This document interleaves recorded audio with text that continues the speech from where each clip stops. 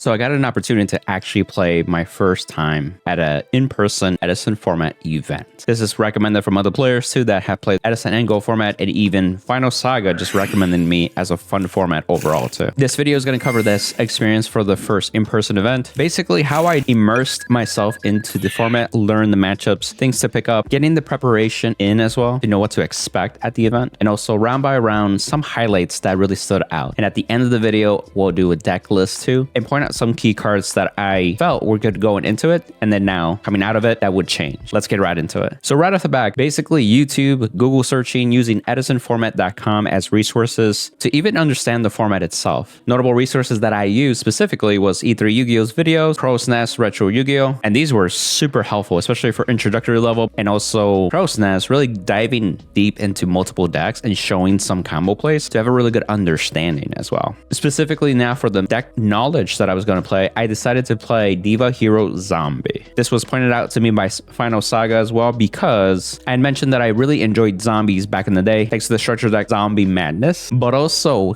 elemental heroes, especially with Absolute Zero. I mean, that card was so epic. It was a strong body, and when it would leave the field, it would always blow up your opponent's monsters. And then Final Saga pointed out like, hey, did you know there's a deck that actually combines everything together? And I was like, say less. Some videos specific to this deck, such as Nimden, Beast Mode, and then I also found Fraser Smith also covering some content too. As I learned more about the deck, I realized that I had all the cards basically since I was playing back then. I literally had all the cards for the extra deck, but I was missing 2 cards from the main deck, specifically Dark Grepher and Evil Hero Prodigy. Luckily, I was able to get these cards just in time for the event, so I had a completed deck going into the event. Couple things that I did is really practice with like hands, say what it would look like, and also practice some board setups too, knowing what to synchro, extension of plays, and things like that to help me really get a feel for the deck and build that confidence. To really get confident in it, I actually used Dueling Book as a resource to practice, but also looking for specific matchups if I could. And I was able to find the 3 matchups that I was actually concerned about: Gladiator Beasts, Frog Monarchs, and Black Wings. I've heard that those matchups are pretty represented, and I figured if I at least had a good idea going into it, I would have a much better time at the in-person event. Funny enough, with my first ever Dueling Book Edison game, it turned out I faced Jinsa OTK, and I got flat out OTK when they used Future Fusion. Didn't know that existed. I'm like, more on that later too as well. But eventually I faced those matchups and actually got some practice, and I felt a lot more confident now. Now for the day of the event, I actually was able to drive out there. The shop is pretty cool. I've actually been there before, again, for the GOAT Grand Prix Chicago last year. And as you can see, the shop is decorated with a lot of Yu-Gi-Oh aspects from the nostalgic history that we've grown and loved, especially us millennials. They also had like singles. So getting into round 1, I faced Disaster Dragon. My opponent was Andy. He was really nice. 2 highlights from this matchup particularly: he hit me with Deck Devastation, and it hurt.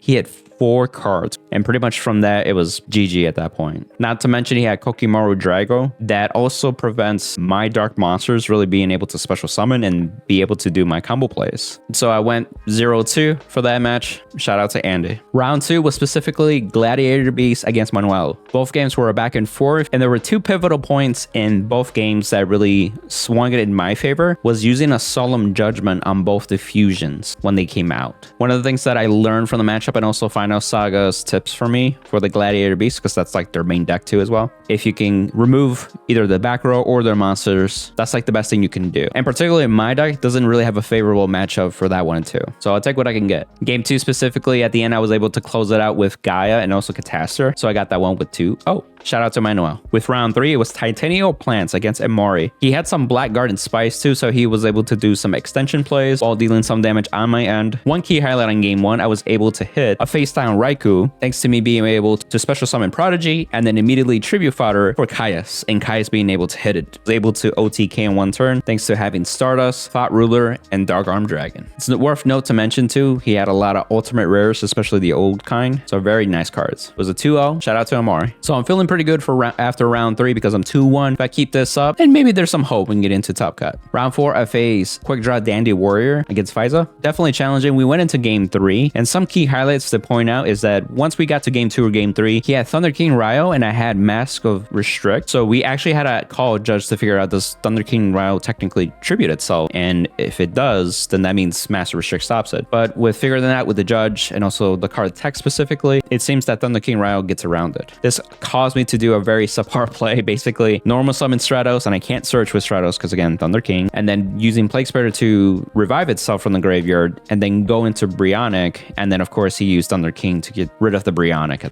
on the summon, essentially. I know one of the games I was able to steal a game with Return of the Different Dimension, but game 3 I lost, especially it came down to the wire with life points, specifically with Drow Warrior being able to attack directly with only its half attack, essentially. Shout out to Fiza. Round 5, I'm 2-2, versing against Frog Hero Monarch, specifically Jimmy. Jimmy actually talked to me a couple days before on Discord, and he's part of the Wisconsin crew that I learned eventually. So shout out to the whole Wisconsin crew. And I remember some key highlights were game 1, I did open pretty strong and I felt like I had control over the game. So it was a good back and forth, but things were going in my favor. But of course, just like with Thanos, there's has to be perfectly balanced, right? And so games 2 and 3, my hands, I guess you can call them brick, but also I want to do the best that I could with the hand that I'm dealt with, kind of thing. And game 2 was pretty funny because he went first. When it came to me to draw my card, he used Trap That Shoot, and that's when I realized that I had 2 Kayas, 2 Miracle Fusion, 1 Solemn Judgment, and 1 Royal Decree. That's not really good to really start off with all those cards combined. And of course, he returned one of the Kayas, like I was going to summon it that turn anyway, but you know what I mean. I drew into a Miracle Fusion. Thankfully, I had a Water and an Earth. I just had the Stratos in the graveyard, but he activates DD Crow, and I'm just like, yeah, I can't do anything. It just fizzles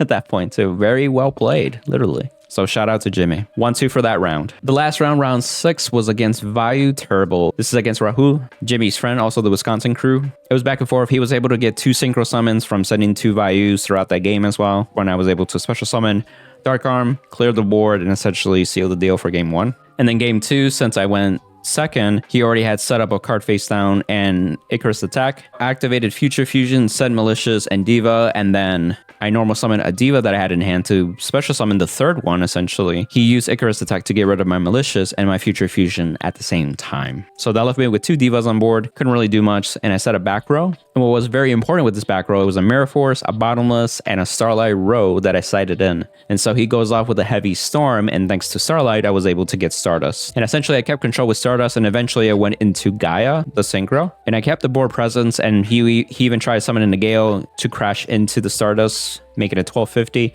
but I had the Mirror Force, so I got rid of that. I kept pushing until I finally pushed. That Stardust that was 1250 was dealing some damage every single turn.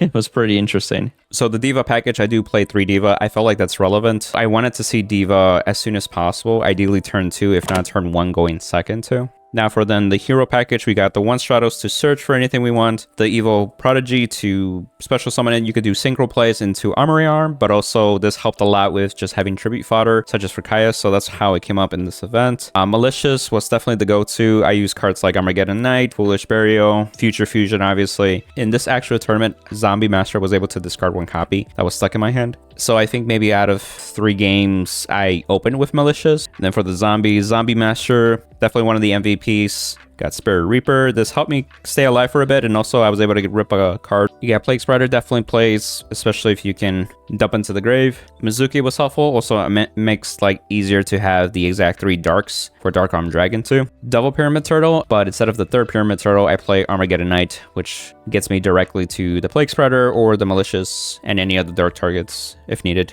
The double Goblin Zombie, so these were super helpful in maintaining advantage. It's basically a floater. Came up multiple times. I actually got a good number of attacks crushing small monsters, but also dealing damage. And basically every time the opponent would mill the top card, it was like a powerful spell, such as like MST, Deck Devastation for 1, and then also like the Black Whirlwind card for Black Wings too. That also like was really a nice hit. Now for the other power cards, we had double Kaias. It got rid of a face down Raikou, so I didn't have to deal with Raikou in 1 game. And then also it was good to like use brain control or enemy controller to steal an opponent's monster and then use that as tribute fodder to get rid of that, but also get rid of like a back row too. So it was like a nice 2 for 1. The other power cards, Gorse did come up, so it helped a little bit. The other one is Trigodia. So I've seen people drop Trigodia from these lists. Ever since that experience I had in Dueling Book with Chinsa OTK, I just wanted another card that I just didn't want to get flat out OTK. But I felt like during the event, Trigodia didn't really shine at all, really, and so I'm considering taking this out. Dark Arm Dragon,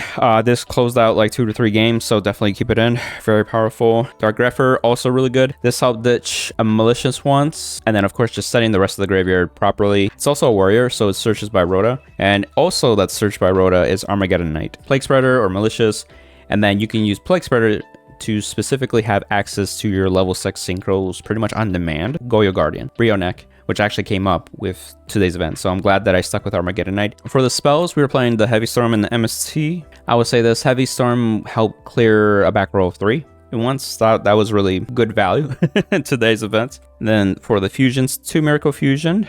I feel like 2 is just the right spot. And then we have the 1 Future Fusion. For the first half of the tournament, I did not see it. It felt like that. And then I think I was not able to get a fusion out successfully. So it's just more like of the dumping aspect of it. And then for the control cards, 1 Brain Control, 1 Mind Control, and 1 Enemy Controller. I feel like Enemy Controller has really good potential, and I'm still going to keep playing it and see if I still want to continue playing it. The Rhoda, of course, to search the warriors, as I mentioned. Foolish Burial, this was more of a consistency thing, just to send Malicious, Plague Spreader, Mizuki. The Lure of Darkness, this came up once. My Body as a Shield was an addition that I added with preparation. I felt like this deck, if you can get Goyo Guardian or Brionek pretty easily, and if they use cards like Torrential Tribute or Mirror Force, Icarus Attack in the Black Wing matchup, My Body as a Shield negates those, and it really protects your monster. And it's like, I'll be glad to pay 1,500 life points to keep my synchro. Banlist put on a lot of work today, actually. Got rid of Monarchs, got rid of some Black Wings too. TT also helped against Monarchs, Dragons, the Quick Draw Dandy Warrior deck as well. Mirror Force, this actually came up against a Black Wing matchup with Gale to protect my Stardust. Solemn Judgment, this was vital again against the Gladiator and Beast matchup, and Return from the Different Dimension helped me close 1k MOTK. For the sides, I start with the monsters, so I had Raikou.